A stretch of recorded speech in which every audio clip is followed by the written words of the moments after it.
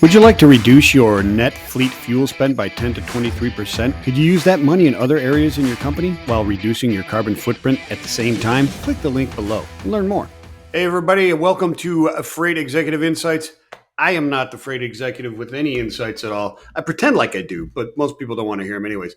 But I found one here. His name's Tim Pauley, and I stalked him through a mutual friend of ours. But anyways, listen, he is what do you do? You're a consultant at Coforge, and you work with companies in the transportation sector, right? With technologies and adaptation of those. Yeah, that's right, Mike. So I've been in the IT services world for about, many decades, let's put it that way. Joined Coforge about almost 4 years ago now, and I'm keenly focused in transportation and logistics. Fantastic. So let's talk about that, because I found you're working with a mutual friend of ours, Curtis Garrett, in the LTL world, right? And you've got some engagements with him and some of the things that he's doing with the different events and talking to different companies, et cetera, shippers and carriers. And I reached out to you and you said, "Why do you want to talk to me?" Right. Yeah, yeah. So, why do people want to talk to you? What are Well, you doing in this space? yeah. So I haven't really been in this space. Well, let me put it this way. I kind of got into this about 9 years ago. Had Okay. I guess I'll call it a unique event happen actually on Halloween Day, about nine Oh, years ago cool. exactly. So had the opportunity to start working with two large companies, both in logistics. And since then, I've really immersed myself. I think I shared with you that I kind of got the bug. And once I got it, I really tried to learn as much as I could about it. I've never actually worked in the industry on the inside, but I've served customers in the industry. And what I'm really trying to find are those, I guess I'll call it industry dominant problems, and figure out ways to solve those problems through technology and services. Gotcha. So yeah. You call it a bug. I called it fungus. It's an interesting industry, because prior to 2020, obviously, and it'll fade away again. I guarantee it. The public just expected things to be there all over the place, all the things on your desk behind you and in my studio and everything. And then we quickly found out just how important supply chain is and what it actually means, right? I mean, there's so much to it. It is the trucks, but it's so much more than the trucks. And the LTL world is not anything even remotely close to truckload. And final mile doesn't have anything to do with different, middle mile and everything, as far as their complexities and whatever. And, try and holy cow! I was in Steam Logistics when they were first starting with Steve Cox, and he had like a 40-foot wall with listing every step in the process of an international shipment from door to door.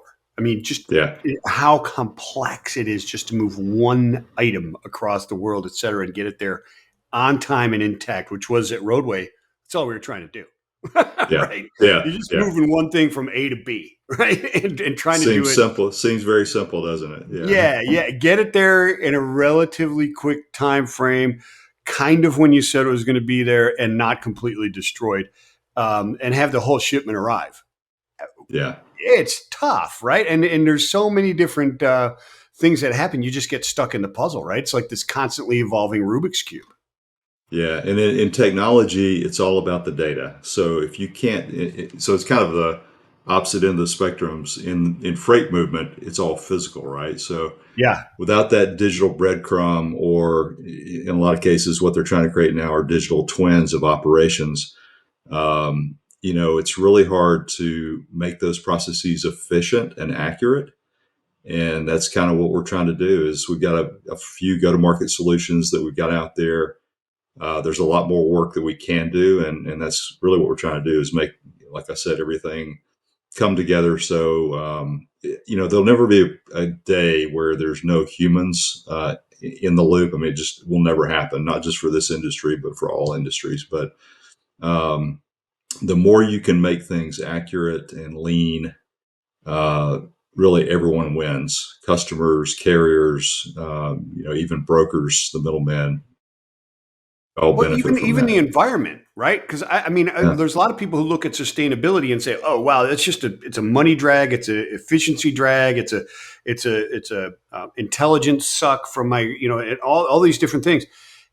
It's not, because I mean everything you just yeah, described, the efficiency gains and all these type of things, the lean metrics of it, all that produces sustainability, not only in the environment and everything, but for your company, right? I mean, you've got to do this. You, if you're not retiring in the next 3 years and have a good plan, you better be evolving, right? yeah. Very true. Yeah, that's one of the things that we've got. We just launched it. I think about a month and a half ago. It's called Enzo, and it's focused, really keenly focused on helping companies both measure and improve their carbon footprints. Okay. As you know, scope one, two, and now scope three. It's especially here in the U.S. It's going to be here, I think, in about 2 years. They're going to Any company that does business in the state of California is going to be required to report on that. Well, And and doesn't it? Don't they already? If you imply it or say it on your website, you have to be able to prove it already correct, in yeah, California, right? yeah, and You it's got not to have just if you're yeah, yeah, not just those companies that are based there, but if you do business there. right. So, and the logistics carriers basically, they have the data. They have some of the data. They don't have all the data, but they've got some of the key data that really every company needs, Yeah. so that they can accurately report on scope three, So which it's called is Enso. Coforge Enzo. It's a combination. We're in partnership with Salesforce and a company called ERM. We just did a Okay, yeah, no, webinar. I know both. I know both of them. So is this will help with ticking the boxes in bids as well, right? RFPs, et Correct. cetera, that require Correct. this type of stuff as well. Yeah, because now companies want to make sure they're doing business with companies that actually are, at par where they need to be. Yeah, yeah. Well, I mean, So that's it. When you're in transportation, your scope one is somebody's scope three, and guess what? It doesn't mean it's less important because it's a scope three. It's not like murder one, two, and three. It doesn't work that way. it's good. Good analogy. Yeah. It's not like it's a misdemeanor and the other one's a felony. That's not how it works. Yeah. That it's just a definition. It's not less relevant. That's true. Very true. Yep. Yeah, it's great, and they have to, whether they're doing business there. I mean, ERP legislation and all the different legislations, the GHG, the emissions controls and stuff like that, that happen in all the other industries that aren't on the same timeline or homogenous, which what's going on in your actual transportation or logistics services or asset providing. Um, they impact you too. So you can't just look at what are the mandates on my my Cascadia or my Pete. You've got Yeah. to right, And to magnify the problem, those regulations will continuously change and evolve. So if you don't right. have a plan in place and a platform in place that can capture and then navigate with those changes, working in spreadsheets is not going to get it. So it's No, it's yeah, not. And hoping someone else will fight the fight for you and win it before that timeline gets here is not going to work either, right? Because there's and people are arguing all the time back and forth. This is too restrictive. It's not going to allow people. They don't particularly care. correct. They're going to push the envelope anyways, and you need to. I mean, we talked about this before. I've talked about this before. Many have. You and I personally haven't, but I'm sure you have. It's almost like you're disrupt or be disrupted. It's a two-sided coin, but it could be a two-face coin, right? To steal Yeah, something from Batman. But in this case, the two-face coin is good for you, right? Disrupt yeah, and embrace it at the same yeah. time, right? Yeah, we're a global company, so we've been seeing it in our European businesses for quite some time. As you know, they're further along, and here in North America, we it's kind of a geopolitical stance. It's kind of well, maybe it won't come here. It's not a matter of if it's going to arrive. It's going to arrive. It's just what's it going to look like, and how do you manage it? So Yeah, it's tremendous stuff. So when you're working with people, so how does it work? how do you prospect? I don't understand, or it's not clear to me anyways, and I'm not all that bright anyways. I mean, look at me. I've been in trucking for 36 years. So how bright can I be? I went into school to be a doctor and I came out a trucker. So you do the math because I can't. But how do you engage the marketplace, right? Because you've got two sides. You've got technology, and there's a zillion nascent technologies, plus all the legacy players that are adopting their own nascent technologies and tweaking things, et cetera. And then you've got all these other players on the other side, the people that are going to use this technology, the carriers and the intermediaries of all kinds of different modes. And you're in the middle going, Yeah. you like what was her name? The one ringy dingy, two ringy dingy. Well, Trying to is it? connect the dots. The operator going, plugging them into the right places, right? Yeah, there's a great movie, and I'm sure you've heard of it or seen it. Glenn Rossi, Oh right? And yes, one of the absolutely. quotes in there, ABC always be closing. Well, your Yes, question around how do you generate leads, how do you find out kind of where to skate to where the puck is going is yeah, always be networking. So whether that's with software partners, which we network with quite often. I was just up in Boston with one of our partners called Pegasystems over the last 2 days. Salesforce, I was with them last week. Those are software technology partners that we network with. We learn kind of what they're doing in the industry. But the other thing is just network within the industry itself.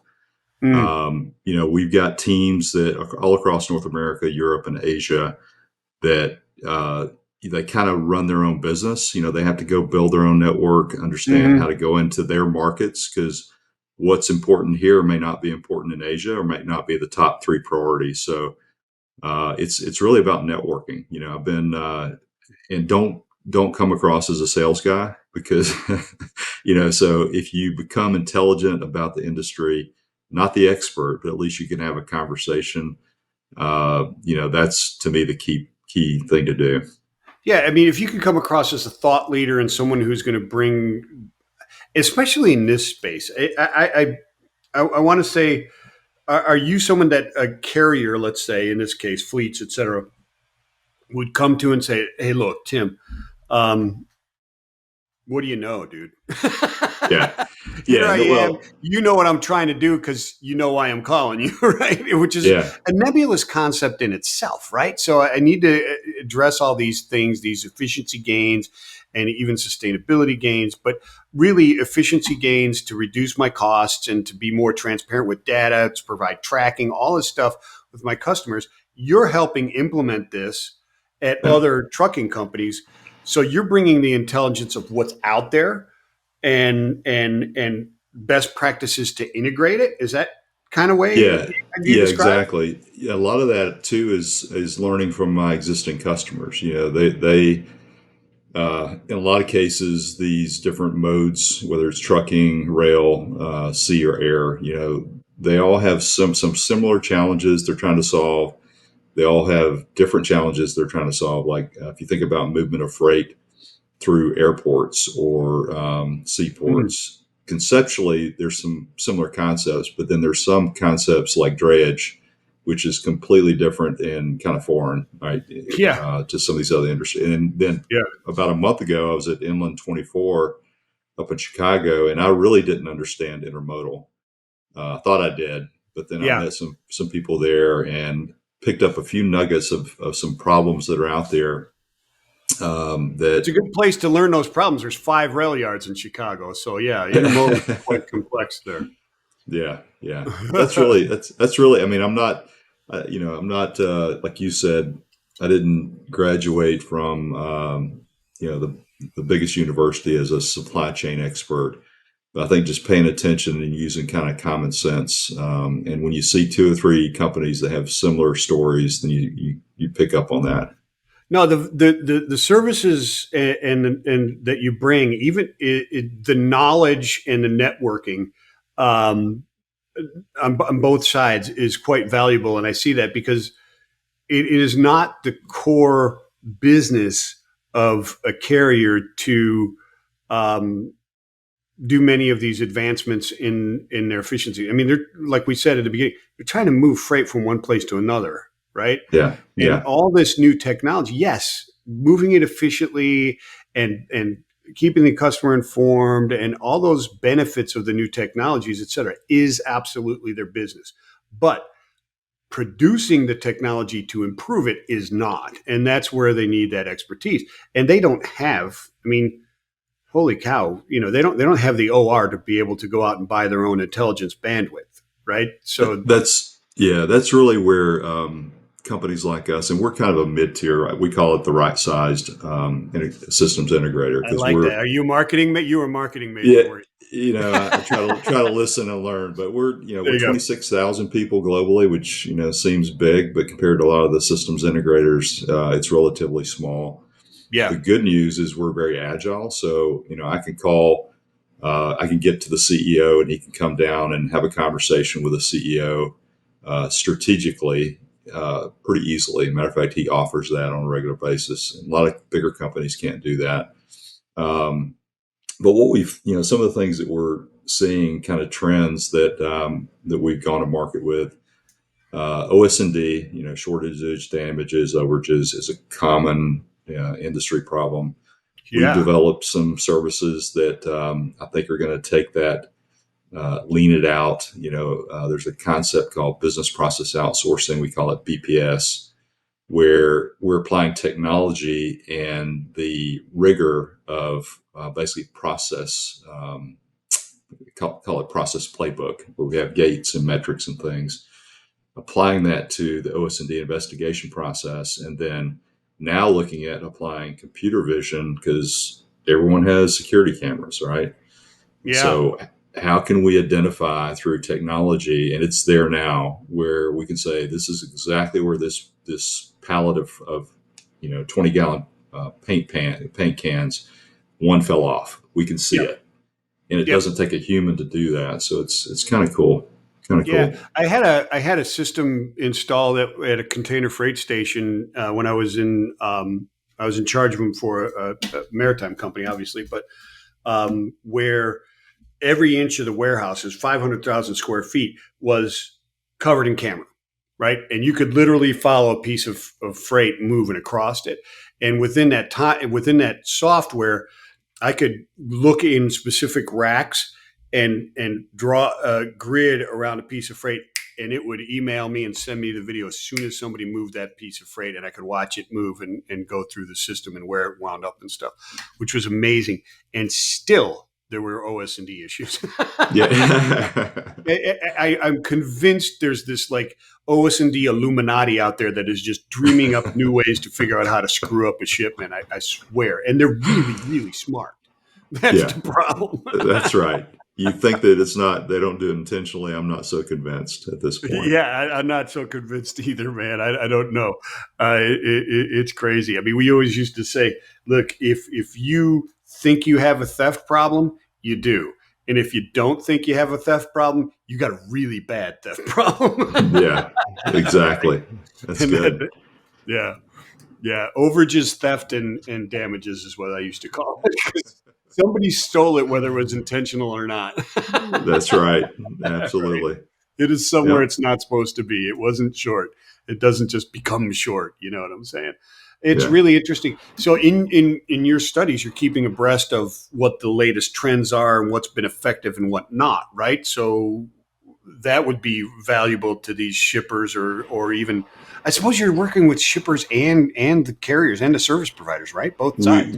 We do, yeah. We work with a lot of retailers, and so those that need to move their goods across North America and Europe. So we kind of see both sides, and so interesting trends. And some of the things we're thinking about, we've got this pretty cool product called Prism that's Oh it's wow. basically LTL pricing and rating. And so here's the interesting concept. So it's a modern platform based LTL rating engine. So what if we could eliminate the re-rating problem or the billing dispute problem? Hmm. A last mile driver he's going to pick up two pallets at this address. he or she gets there and there's 3 pallets, and the bill of lading says it's 200 pounds. It's actually 250 pounds. Well, that driver is not going to leave that freight behind. They're going to pick it up. They're going to take it to the final destination through multiple service centers, and then you've got to rebill that carrier, that shipper, right? Yeah. So if we have dimensioners across the ecosystem, as an example, whether it's the shipper dimensions it and puts that in, or the carrier dimensions it, or even a third party carrier that they depend on, then we can actually we have evidence. No, it was 3, not 2. We Yeah. don't need to wait till the end. We can actually do the re-rate while it's in Yeah. flight. Yeah. We That's fantastic stuff, because I was, um, there may be some people who would argue with me, but I was the king of W&I when I was on the dock in Toledo. And it's because weights and inspection, right? So reclassification, waiting and getting that stuff done, because the smaller satellite terminals didn't have really the bandwidth to inspect every shipment in LTL. But then at the break bulks, you had a little bit more bandwidth there to have people focus on it every once in a while, right? And see what is it. But I could spot an error from 50 doors down. Oh, there's one. I'll go get those guys. Because, and that was the point, at the origin break bulk or the origin terminals, close to pickup as possible, get it solved then, because I think Roadway study showed that you had like a 80% better chance of collecting on that invoice if it was corrected on the original invoice and not a subsequent invoice later, even with all of the evidence, right? correct. Yeah. Yeah. So that's a huge, it's a huge revenue. People look at it as a revenue stream. It's really a cost elimination, right? Because in my mind, it was always a cost elimination, not extra revenue, because you were Yeah. just preventing a loss for providing a service you weren't booked to do. You weren't booked to move 10,000 pounds of class 400. They booked you to move 500 or 5,000 pounds of class 75. Totally different cost structures, right? Correct. Yeah. Yeah. Yeah. And one of the things we're trying to, I'm not the expert in this at all, but listening to Curtis, some others talk about, the NMF TA changes coming out, I guess in January, right? Yeah. Um, there's going to be some that have a competitive advantage because of the technology they have in place, Yeah. and there's going to be some that are at a disadvantage. So that's just one small example of why I think It is. technology is Yeah. important. Yeah. So Yeah, you it's have, difficult, and even making the move to a less of a class system and more of a density and cube system, um, it makes a lot of sense. But it's still, one of the things that still have to be solved, and you probably aren't into it, is the bastardization of that pricing program, right? Because yeah, that's what's happened in class, and it's been happening shoot fire before I started, and that was 36 years ago. It was still, people were abusing the freight of all kind like crazy and using it as discount methods and stuff like that. 1990, you're in 1998 and somebody, well, what's your pricing program? Well, I'm on yellow 1986 rates with a 97% discount and an FAK 50 on 100 through 275. Like, well, okay, how am I supposed to figure out what the hell that is? Right? exactly. That's exactly right. Yeah. Yeah, Absolutely. Gen AI, people. It's. I was at a conference about a month ago. This is one of our internal sales conferences that we do twice a year here at Coforge. And when I say a conference, it's actually called a workshop. So we get in Yeah. for 3 days. We turn off all the technology and we focus on how do we improve our customers' business and our business by default. And one of the things I picked up is the fact that between now and 3 years from now, generative AI will be 10,000 times more stronger than it is today. And so that in itself we see it as an opportunity. Customers should see it as an opportunity. Um, and that's another thing that we've been working with AI ML for the past 25 years. We've actually been delivering services for what I call legacy AI. Mm. And we've invested, I think, over $100 million in the past 2.5 years just on generative AI. Oh, wow. And that's both internally and for services that we're providing to our customers because they need it. People don't understand really how to affect their business, how to apply generative AI responsibly. There's a lot of fear out there, and in some cases, there should be. You see lawsuits, big lawsuits come out because someone created a generative AI solution that caused a negative impact. Yeah. So making sure you understand the strategy around it, how to apply it, and how to make your business better through Yeah, that. that's fantastic. And that's kind of where I want to 25 minutes has blown by quickly, and we got a lot more we could talk about. So we're going to definitely do a follow up to this one, Tim. And I appreciate your time. But final thoughts to people, and my final kind of thought to this is: look, there's a lot to try and keep up with. You need to engage with people like Tim here at Coforge to understand where things are going and what those best practices are to avoid the inefficiencies of researching efficiencies. Yeah, You can I use that. agree. Well, yeah. I mean, there's many people say let's focus on the core business, and that's aligned with exactly what you said. What we do well is we really intersect at the intersection of business and technology, and we know technology. So your business. We have some points of view on that, but we're experts in applying software and technology. So Fantastic. Tim, I appreciate your time. And where are people coming to, who, and well, we know who it is. We need shippers, consignees, service providers, whether they're asset or non asset based, LTL, truckload, intermodal, everybody, maritime, air freight, international, all that type of stuff. You hit on all of that. So, where are they reaching out to you? I found you off of a get or a speaker list for a upcoming event. And then yeah, obviously I found you on LinkedIn as well. But where are they coming to reach out to you in a more efficient manner? very easy. Tim.Pauley, just like Jane Pauley, Pauley at Coforge.com, Coforge. Fantastic. I appreciate it so much, Tim. And we'll talk again real soon. Everybody, thank you for watching, listening, downloading FEI. We'll catch you next time. Peace and love.